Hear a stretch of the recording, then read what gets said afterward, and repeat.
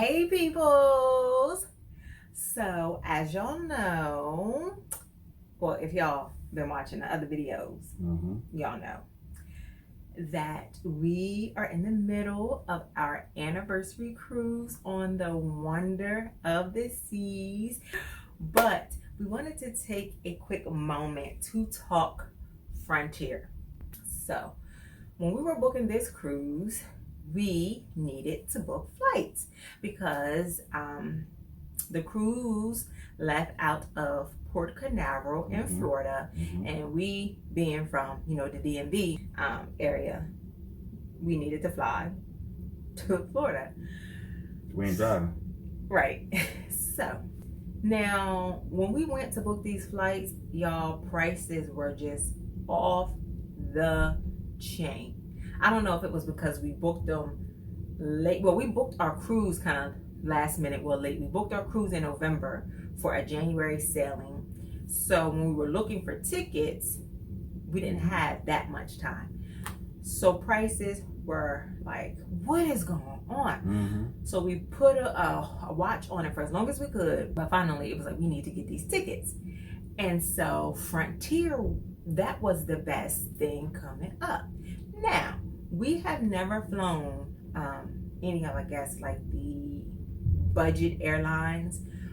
We always, I say always. We Not do fly. Right, when we do fly, not like we're always going places. But the few times when we have flown, it always has been like one of the majors. Yep. Like American or Delta. Yeah, American, Delta. It just always happened that way. But those tickets were like the flights for American, they were like $600, pushing almost $700 per person. So Frontier kept coming up, so we kind of started doing our research, and because we just didn't really know. We kept hearing that we knew that they were what they call budget airlines, but I didn't really know what that meant. So in doing the research, we was finding things like, there's not going to be any onboard entertainment. Which is fine. That was fine. We was like, cool, that's no problem. We can download something. Or sleep. Right, or sleep. That's no biggie. It was like, there's not even anywhere to hold your phone. That was fine. I found out about these little flappy things that you put your phone in. That was no problem. They was like, it ain't no food, no drink, no nothing. If you want anything, you got to pay for it. No problem. Those things were not a problem. We can pack snacks if you want snacks. Those things were not a problem at all. But then people were like, oh, the seats are so small. And you don't have any leg room. And they're not padded at all. It's like sitting on steel. Now that's when we were like, okay. So that's when we got a little nervous. So here's our take on flying Frontier. The whole padding with the seat thing, that wasn't that bad. Like the few videos that I found was stressing that so much. One of them was like, bring a butt pad. Yeah, a butt pad, because your butt's gonna be hurting after however minutes.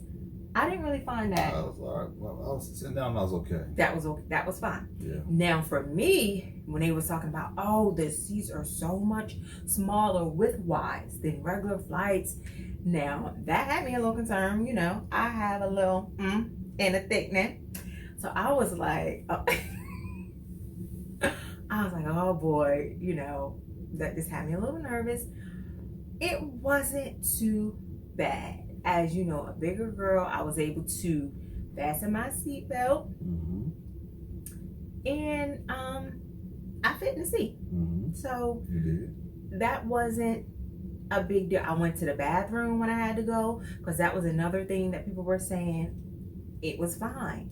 The other thing that we were really, really worried about was the leg room, because we've talked about before, Carl's knee, he needs knee surgery. I got long legs too. And he has long legs.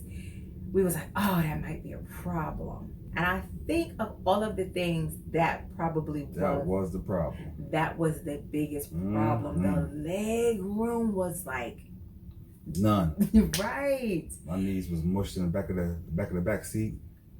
I couldn't do anything. I couldn't move them. They just smashed against the back. And the seats don't recline either. And the seats don't recline. That's horrible. So he's upright the whole time. And they do have what they call stretch, I think it is, that's supposed to give more leg room. Standard leg room, probably.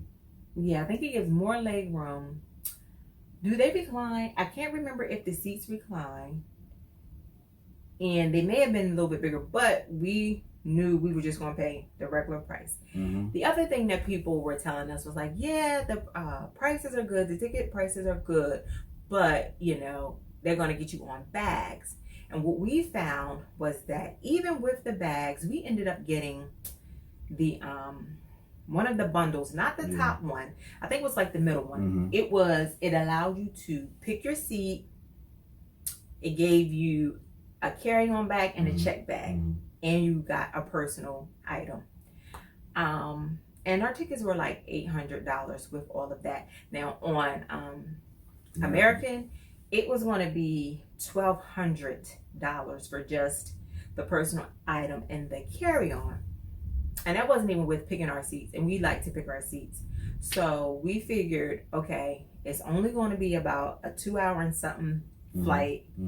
This is a good time to test flying on, you know, like Frontier. So with getting the check bag, the carry-on bag, and then that personal item and picking our seats, we saved over $400. Saved money. And I feel like, now this is what I want to ask you. Would you do it again if that was a situation where it was saving $400 or more? I know. Even with the leg room. I know. And say if it's something like a 2-hour flight. I know. Would you do it? I was in pain. So maybe if my knee was hurting, it'd be good. But if I was healthy, I think it might have been all right. Cause my other leg was sore too, but it's blurred. So yeah, I guess so. What if it was a flight longer than 2 hours? Nah, What if it man? What if it was like a 3 or 4 hour flight? I was breaking my limits doing that extra. Yes, I don't know. I don't know if I could do 3 or 4. That might take me out. I was starting to get taken out over that flight. Might gotta be a short flight. Even if like after your knee surgery and your knee is good, and if we had a chance to save like $400 or $500, would you say I'm gonna pay the $5? I'm just gonna pay the $5.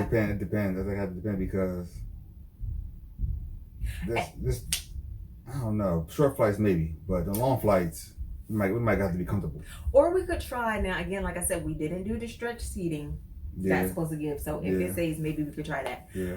But the point that I wanted to make was that for us, I was very nervous about our flights because I've heard so much like, oh boy, like, oh, the seats are small, you know, the leg room, you don't get this.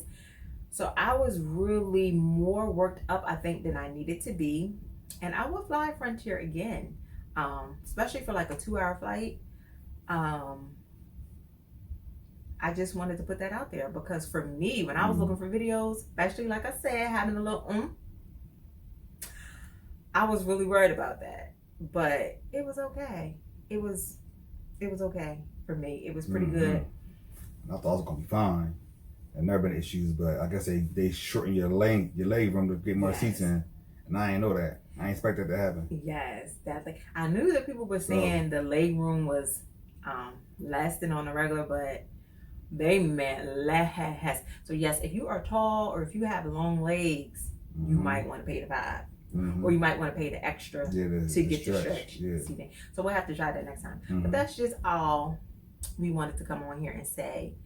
We're going to go ahead and finish enjoying our cruise on one of the seas. But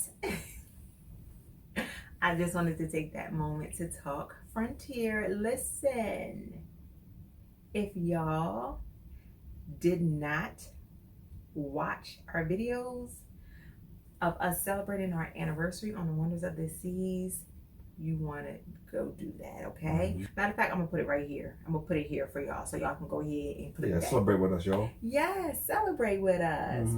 But if you clicked on this video just because you wanted to know, to get our 2 cents on Flying Frontier, that's our 2 cents on Flying Frontier. 1, 2. Thank y'all for checking out this video, and until next time, bye bye.